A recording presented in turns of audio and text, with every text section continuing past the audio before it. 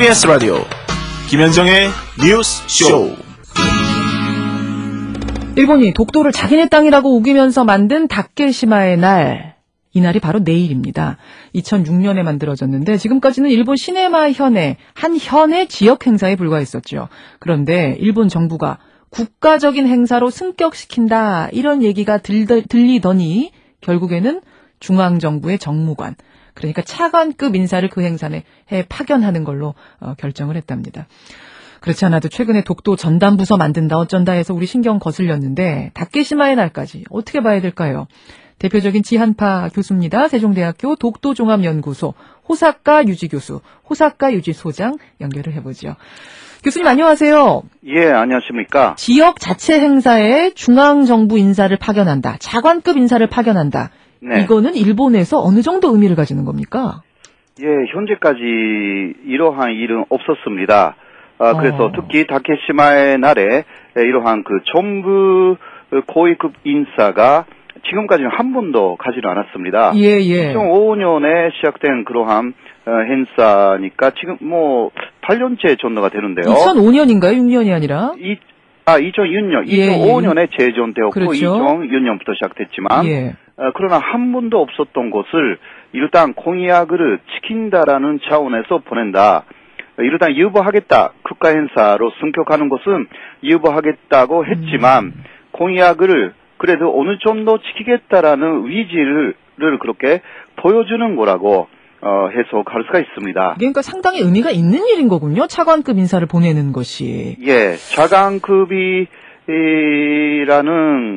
그것뿐만이 아니라 예. 그냥 관료가 아니고요. 그 시마지리 아이코라는 이번에 그 내각부 전무관은 그 참의원 의원이기도 하고요. 참의원? 예, 참의원 국회의원입니다. 예. 아베 신조 총리가 계속 그 의원해 온 그러한 아주 그 아베 차일드라고도 할 수 있는 뭐라 할까 측근이라고 할 수가 있습니다. 아베 차일드를 보내는 거기 때문에 의미가 있다. 네. 사실은 국가 행사로 승격시킨다는 게 아베 총리의 공약이었어요. 그랬는데 네.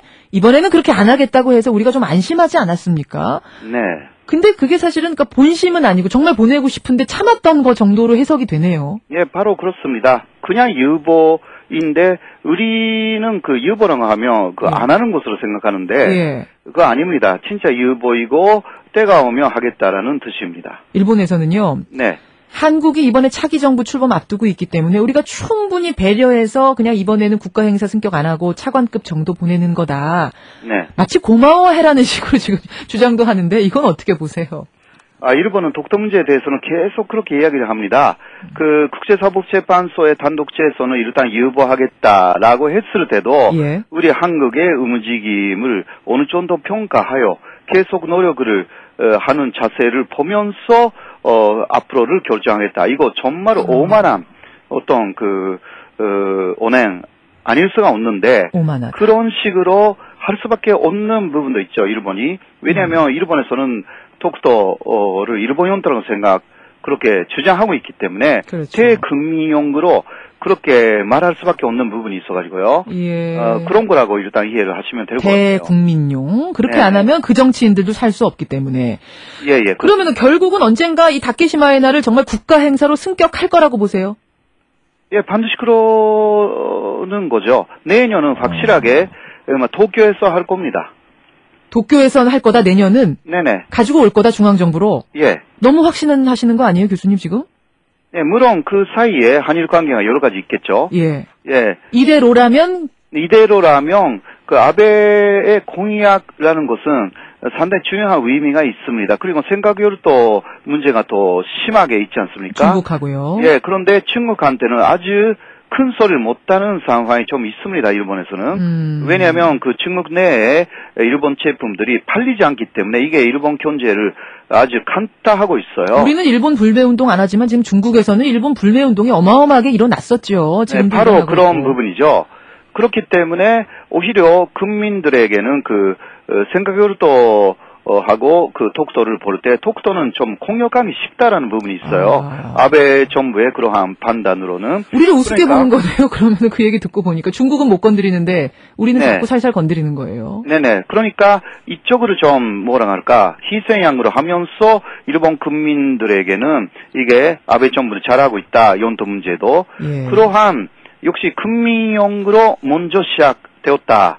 라고 생각하시면 맞을 겁니다. 대국민용 선전으로 계속. 네네. 그럼 이런 우경화가 그저 대국민용, 아베 신조 내각, 정치인들만 독주하는 겁니까? 아니면 국민들도 다 공감하면서 같이 가는 겁니까?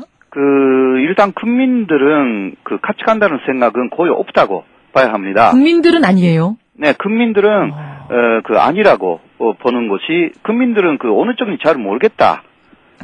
독도에 대해서도 큰 관심이 없기 때문에 오히려 생각으로도 일본 사람들은 관심이 있죠.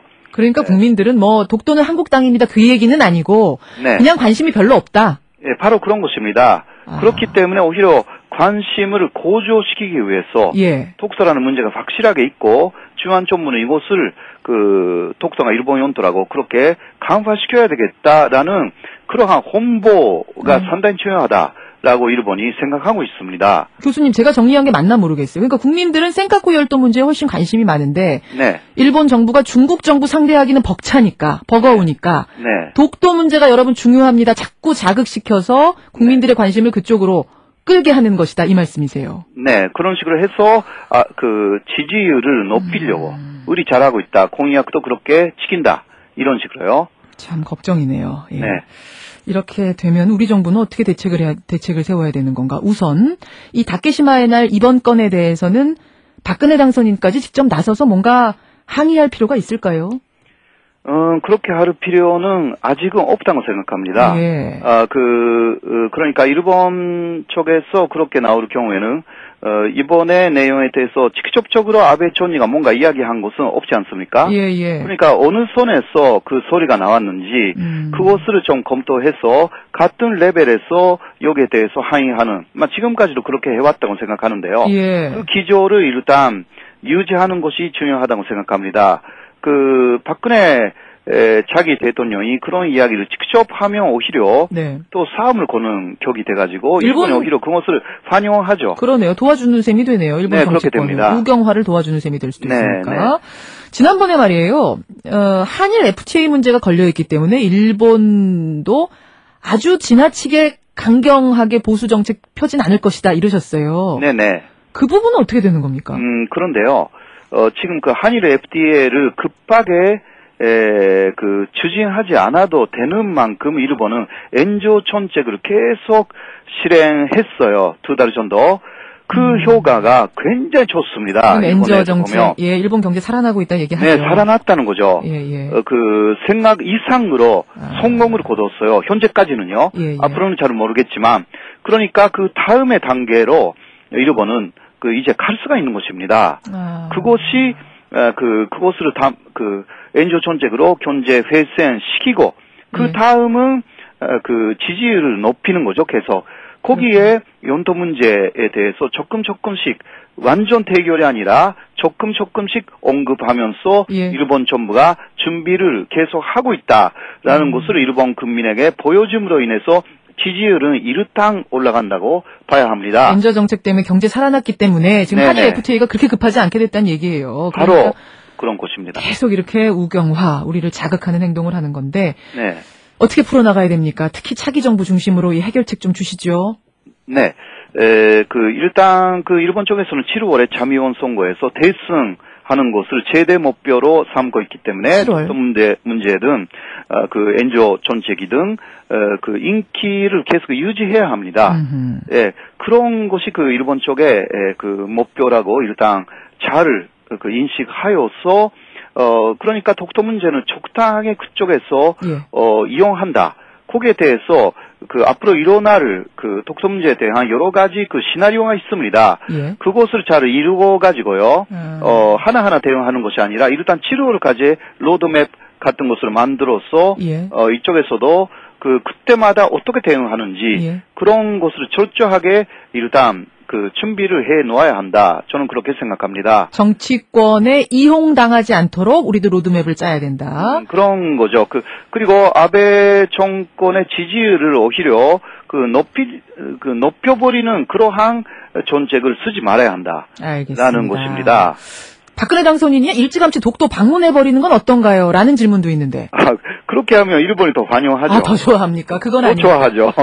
그러니까 이명박 대통령이 독도를 방문한 후에 예. 오히려 일본은 그것을 10분 이용해가지고 그렇죠. 국제사법재판소에 단독 제소까지 하겠다. 그것도 지금 유보한 상태인데 그 유보를 철회할 거예요. 교수님, 예, 무슨 말씀이신지 알겠습니다. 네네. 여기까지 말씀 듣지요. 고맙습니다. 예, 고맙습니다. 세종대 호사카 유지 교수였습니다.